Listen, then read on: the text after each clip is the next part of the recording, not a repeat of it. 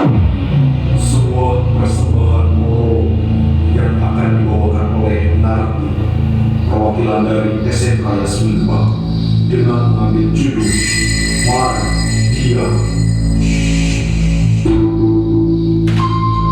Bertahun-tahun saya hidup dengan keterbatasan ekonomi yang menjerat leher saya. Bertahun-tahun saya mengidap usung lapar karena kurangnya asupan makanan yang mengandung gizi serta protein tinggi.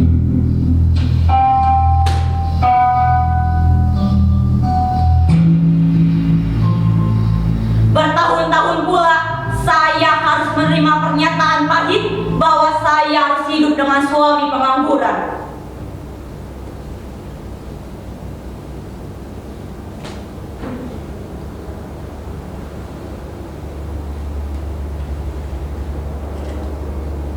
Semenjak dipinang dan diboyong oleh Kang Samit, saya kira kesengsaraan akan berakhir.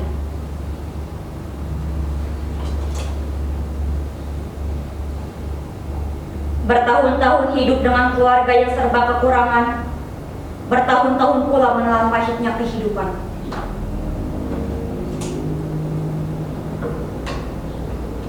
Saya kira Kang Samit adalah pahlawan bagi hidup saya, yang akan membawa saya dari zaman jahiliyahnya kehidupan menuju zaman terangnya kehidupan Kang Samit.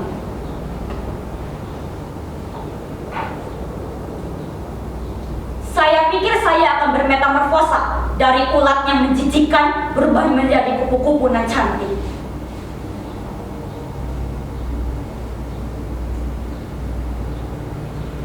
Namun sayang, Saryam tetaplah Saryam, wanita dengan garis tangan buruk dan ditakdirkan untuk selalu hidup susah. Iya, ternyata Kang Samit adalah pihak kere, pengangguran, dan mempunyai kegemaran untuk bermalas-malasan.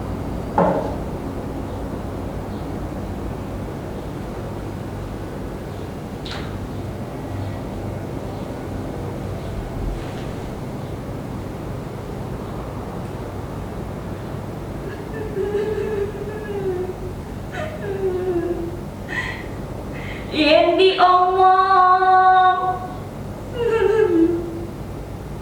wong lanang ku ngajak ke tukaran nanging yang diumbar wong lanangnya kita sih kalah kapienakeun Tori harap kepriben kekarepannya Kang Samit. Langkah keserianannya karo batur-batur. Usaha mendi, mbuh mendi.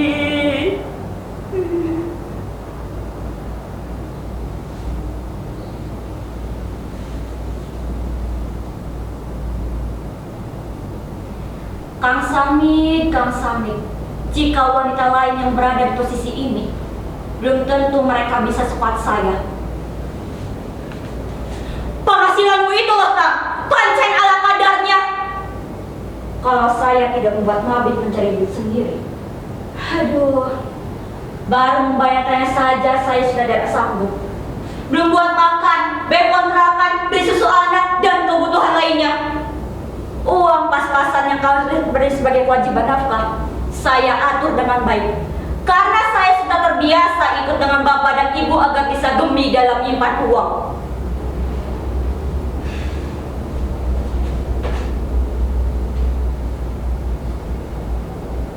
Sebenarnya tidak baik jika harus mengaruh adik suami. Dalam agama pun dijelaskan, haram itu surga bagi istri yang durhaka kepada suaminya. Tapi kalau sedikit saja terlintas dalam pikiran tentang Kang Samit atau melihat kesibukannya dalam kegiatan menanti fajar terbit hingga sampai terbenamnya, sungguh begitu gedeg, tidak berdiri dan belaga layaknya orang-orang kota yang mengenakan seragam rapi. Bekerja jangan duduk dan melatih layar komputer di hadapannya. Lah, mereka juga berproses toh. Mulai dari nol merintis karir, jatuh bangun lagi, gagal bangkit lagi, tapi Kang Samit omongannya saja yang didindingkan, tapi tidak ada tindakan sama sekali. Saya ingat betul ketika Pak Mantri sang pemilik kontrakan datang untuk meminta haknya. Saat itu, kondisi keuangan sedang tidak baik-baik saja, dan memang selalu tidak baik-baik saja. Wajah Pani terlihat dari raut Kang Samit yang melihat Pak Mantri berjalan mengejek dari kejauhan. Kang Samit justru menyuruh saya untuk menemui Pak Mantri. Hai, Pak Mantri, saking pundi Pak? Dari rumah, sengaja datang sini. Ini tembok kotor-kotor, gak ada niat untuk dicetak. Aku lagi ngerawas Pak, tapi ya boro-boro buat benih rumah. Buat dahar dari Senin sampai Kamis aja masih susah. Berita penangan, rumah udah nyampe 3 bulan tapi kontrakan beli dibayar-bayar. Kepriben karpe, sampai yang kesamping. Saya kasih waktu 3 hari untuk kalian mengasih. Kalau dalam jangka waktu 3 hari belum beres, terpaksa kamu dan Sami jingkir dari rumah saya. Saya bikin rumah ini bukan ngandung ademo apes, tapi untuk usaha, mau bisnis, rumah komersil, ngerti? Tanpa kami Pak Mantri meloyor dengan rasa kesal. Dalam jangka waktu 3 hari, saya harus bisa melunasi semua tunggakan kontrakan. Rasa bingung campur aduk dengan kegelisahan. Mau pinjam kemana lagi? Agen peminjaman uang saja sudah memblok nama saya dan Kang Samit.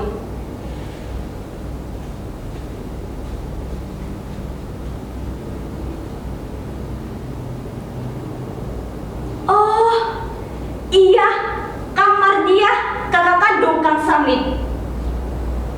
Beliau kan baru saja menjemput kesuksesannya setelah hidup miskin bertahun-tahun. Kang Mardia jauh berbeda dengan Kang Samit. Meski sama-sama terlahir dari orang tua miskin, namun Kang Mardia adalah orang yang rajin dan ulet. Kang Mardia ulet dengan pekerjaan yang digelutinya, sedangkan Kang Samit ulet dengan penganggurannya. Kok saya jadi membanding-bandingkan suami saya dengan Kang Mardia?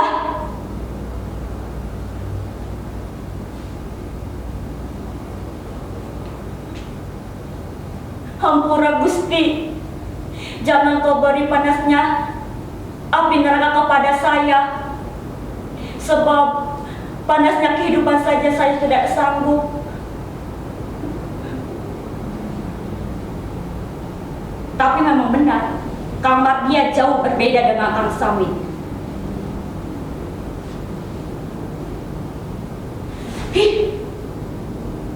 Seketika itu saya ingat peristiwa lampau yang masih membekas dalam memori ingatan.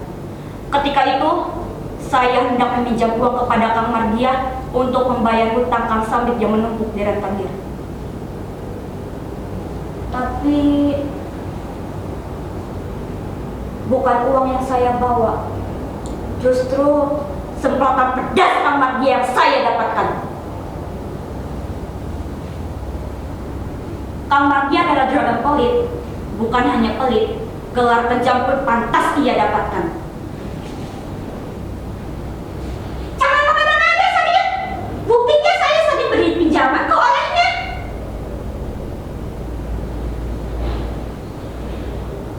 Iya, memang sudah menjadi watak Kang Mardia seperti itu.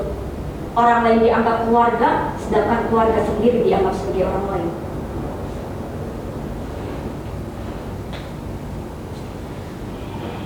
Setelah berdiskusi dengan Kang Samit, saya memberanikan diri untuk meminjam uang kepada Kang Mardia. Siapa tahu Kang Mardia sudah berubah dan bersedia untuk meminjamkan sedikit hartanya. Tanpa pikir panjang, demi melunasi uang kontrakan yang belum dibayar, akhirnya saya memberanikan diri untuk datang ke kediaman Kang Mardia. Hari gelap, bulan gelap, tahun gelap. Bekas-bekas cacian Kang Mardia menyelimuti setiap perjalanan saya. Berkali-kali saya harus kena semprot Kang Mardia, berkali-kali pula saya harus menahan tangis. Bekas-bekas perkataan Kang Mardia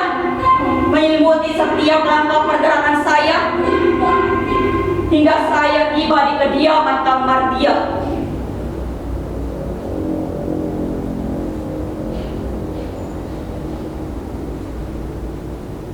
Punten, Kang Mardia, Kang.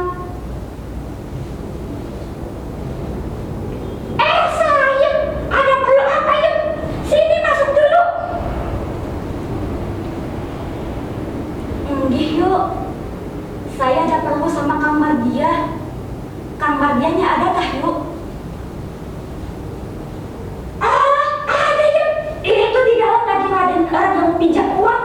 Nanti saya panggilkan dulu ya. Rumah megah, perabotan mewah, serta guci-guci besar khas orang kaya. Kang Mardia ternyata bisa bermetamorfosa. Tak lama menunggu, Kang Mardia datang menemui saya. Dengan senang hati, saya menyambut Kang Mardia lebih dulu, layaknya yang saya menjadi tuan rumah. Hai, Kang Mardia. Sehat ah, Kang? Ya, seperti yang kamu lihat saja.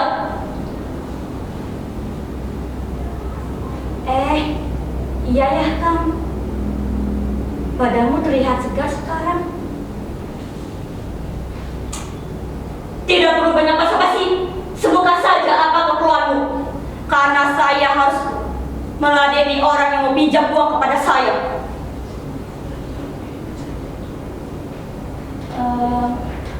Begini, Kang. Tujuan saya tak lain adalah untuk pinjam uang kepada Kang Mardia. Tolong, Kang. Besarnya 50.000, kecilnya 30.000 saja. Pak Mantri sudah meminta haknya untuk segera dilunaskan. Tolong ya, Kang. Secepatnya akan saya bayar. Saya berjanji. Enggak. Kebiasaan. Hutang yang kemarin saja belum kamu bayar. Sekarang udah hutang lagi. Kamu tahu kan kalau saya rentenir, yang namanya duit itu harus bisa muter salim. Kalau terus-terusan kamu pinjami, bisa-bisa saya jatuh miskin dan bangkrut. Mending kalau dibayar. Tolong, Kang. Tolong. Bagaimanapun saya istri Kang Samin, adik kandung Kang Mardia. Kalau saya bilang tidak ya tidak. Beritahu Samin, jadi manusia itu harus rajin dan lokal, bukan malah menjadikan nganggur sebagai hobi. Jadi orang miskin kau bertak. Sudah sana pergi. Saya tidak ada waktu untuk melayani orang seperti kamu. Pergi. Pergi. Pergi. Kata laluan, ternyata watak saudara kandung suami saya sama seperti dulu. Iblis dan tidak berperikasiaan. Orang lain dianggap keluarga, sedangkan keluarga sendiri dianggap sebagai orang lain. Bukan kamu begitu, Bulan?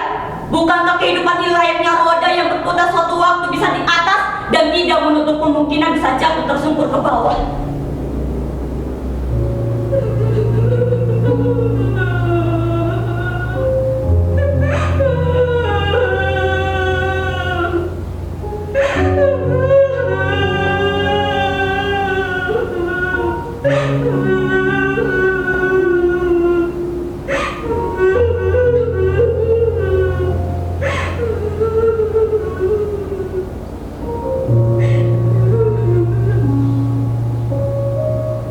Tangisan ini menjadi bukti bahwa Salim tidak lagi menganggap Mardia sebagai saudara.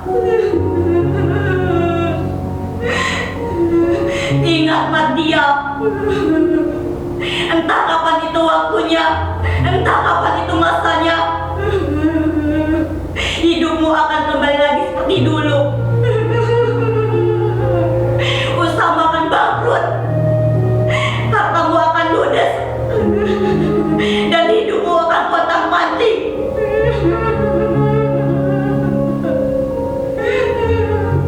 Ingat itu, Mardia. Ingat itu, Mardia. Ingat itu, Mardia.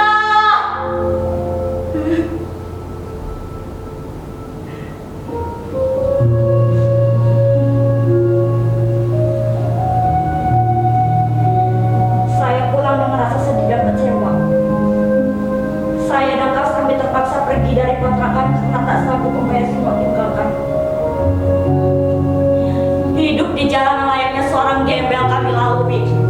Makan makanan sisa terasa mengenyangkan, tapi pikirkan apa yang sudah tertelan. Dari hari ke hari, saya lalui bersama Kang Samin. Rasa sesak di dasar hati meratapi nasib yang undung sulit diganti.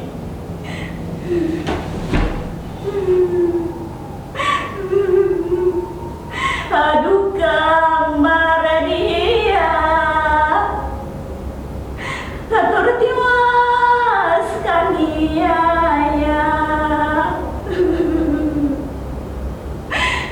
kerasa pegelen badan, menawarkan sebadan.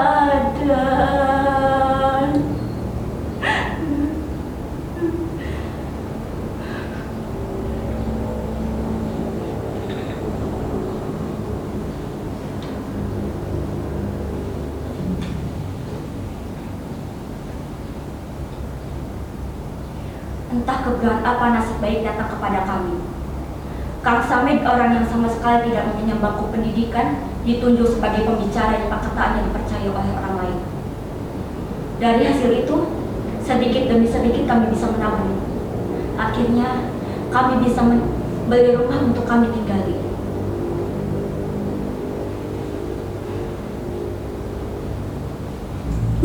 Hari gelap, bulan gelap, tahun gelap. Malam itu, ketika semua orang larut dalam tidurnya, sekelompok maling menjarah rumah Mardia. Mereka mengambil semua harta termasuk seisi perabotan yang Mardia punya, tanpa menyisakan apapun.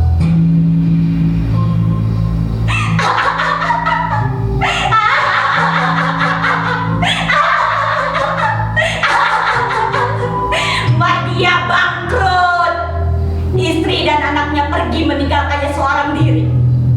Dengan kondisi tubuh serta usia tua, Mardia harus menerima kesengsaraannya. Karma itu memang benar adanya. Wong salah ketarak, wong bener ketengan. Karena ulah perbuatannya, Mardia harus menerima panas dan sesarannya, neraka kehidupan di masa tuanya.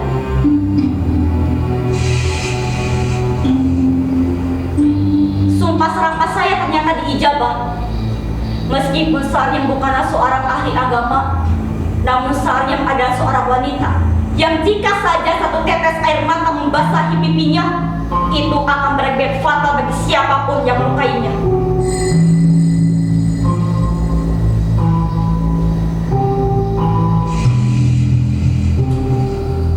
Sayup-sayup terdengar berita bahwa juragan kaya tewas mengenaskan.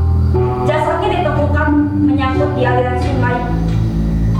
Badannya sebagian tidak utuh dimakan penghuni aliran sungai.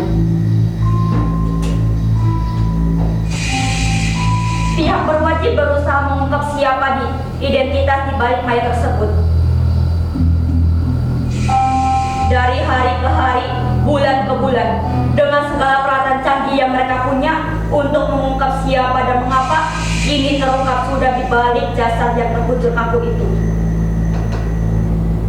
Siapa sangka, siapa duga.